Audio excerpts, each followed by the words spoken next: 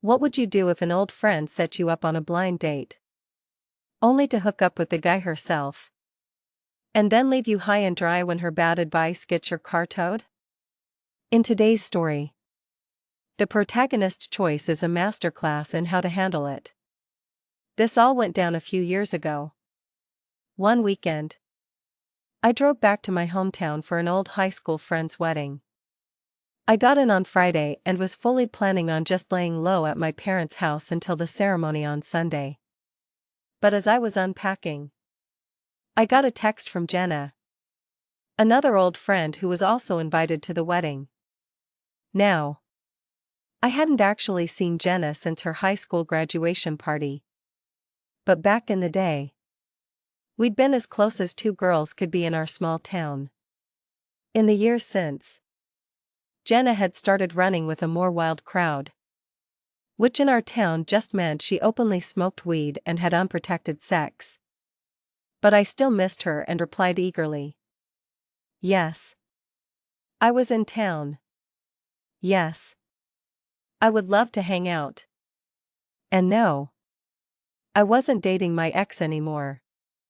In fact, I was having a really rough time with our recent breakup. Jenna said that was too bad. But hey, she was hanging out with a close guy friend at his apartment right now and thought we would totally hit it off. She asked if I wanted to join them for some drinks and crash on the couch with her. It sounded fun, so I agreed. I drove to the address she texted me, and she found me outside, jumping into my passenger seat. After the usual "you look great, I've missed you" exchange, I started driving around to find parking. The problem was, we were on a very busy downtown street, and there were no spots left. The only available spaces were all marked reserved. As I drove past them, Jenna shrieked, "You just passed those spots."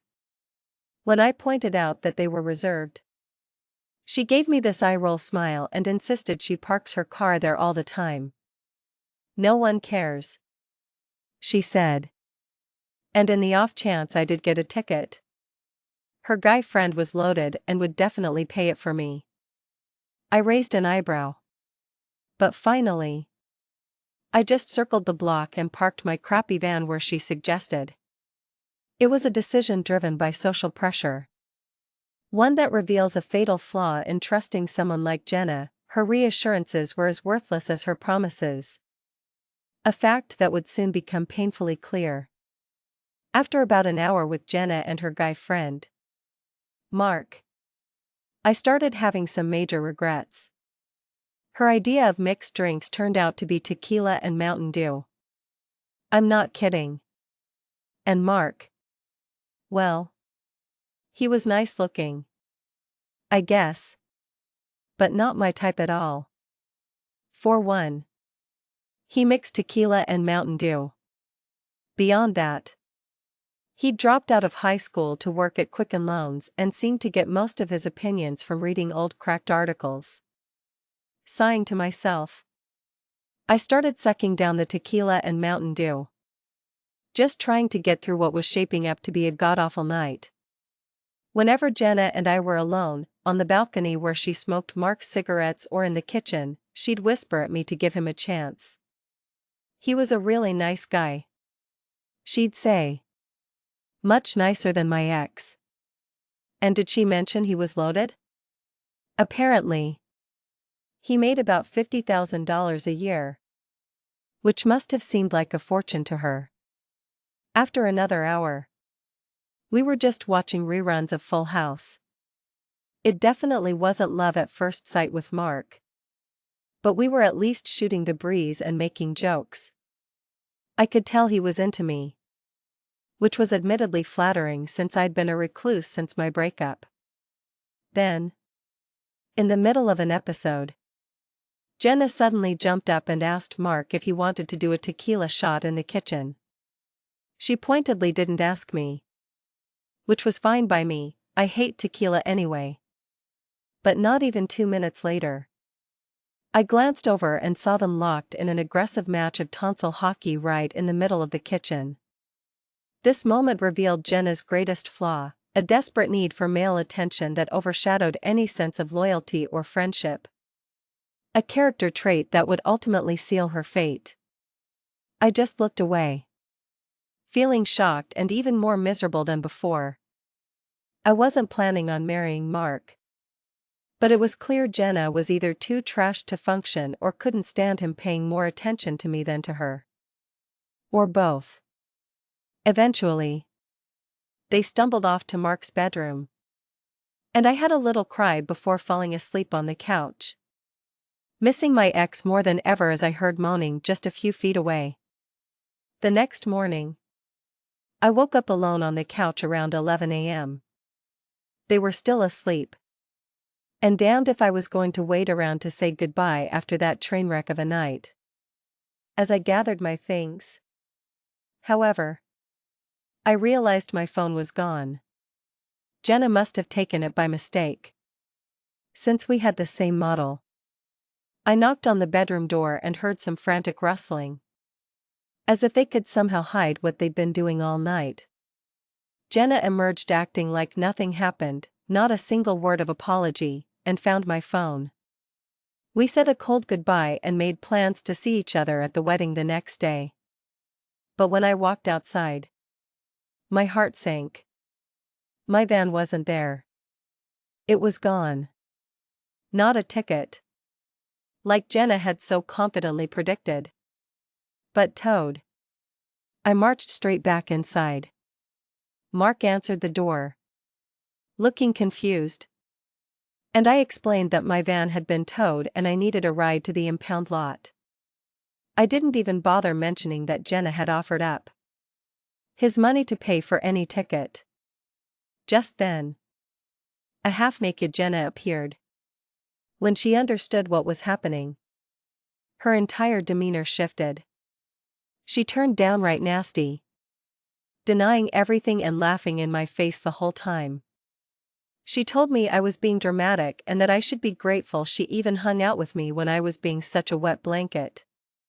While she was still spewing insults, I just turned my back on her and called a taxi to go get my car. As the taxi drove me to the impound lot, I started plotting my revenge. I knew I'd have to eat the cost of the tow. But as one online commenter later noted, the price would be well worth it to take the van hit. Give her girly girl shit. On the day of the wedding, I texted Jenna as if nothing had happened. I made boring small talk, asking what her dress looked like and all that. When it was time for the ceremony, I told her I'd meet her at the main entrance to the athletic club where the wedding was being held. Jenna happily agreed. Meanwhile, I had already used a side exit and was seated at the ceremony with plenty of time to spare. As the start time approached, Jenna's texts started to get frantic. "Where are you? We're going to be late." I didn't bother responding. As she stood there, her panic growing with each passing minute, she was completely unaware that her own actions from the night before had set this entire scene in motion. She had treated me as disposable. And now she was learning that some people don't just get mad. They get even. Because Jenna has always been the type who needs an entourage to go anywhere. The idea of walking into the wedding by herself didn't even seem to cross her mind. The ceremony began. And poor Jenna never made it. Too embarrassed to walk in late, she either stayed in the parking lot or hid in the women's restroom for the entire thing. Later, at the reception, Jenna marched over to our table, her face a mask of fury. "Why didn't you show up?" she hissed. "I missed the entire ceremony of our old friend's wedding because of you." I calmly took a sip of my champagne, looked her right in the eye, and laughed. "Stop being so dramatic," I said. She sat down and just fumed her way through dinner, refusing to talk to me. Instead, She made repeated beelines to the open bar and texted furiously on her phone, probably venting to Mark. When the bride and her family came to our table to thank us for coming, Jenna was completely engrossed in her phone, chugging her drink. To everyone else, it looked like she had intentionally skipped her friend's ceremony just to get to the free food and booze, and was now being incredibly rude. The bride and her family even gave her a low-key snub. Of course, by that point, Jenna was so drunk she barely noticed. Some people might call this petty revenge. But to this day, whenever I'm back in town, I still hear people badmouth Jenna for how rude and trashy she was at that wedding. And every single time, I have to purse my lips to stop myself from telling them the full story. Ultimately, the best revenge isn't always loud and confrontational.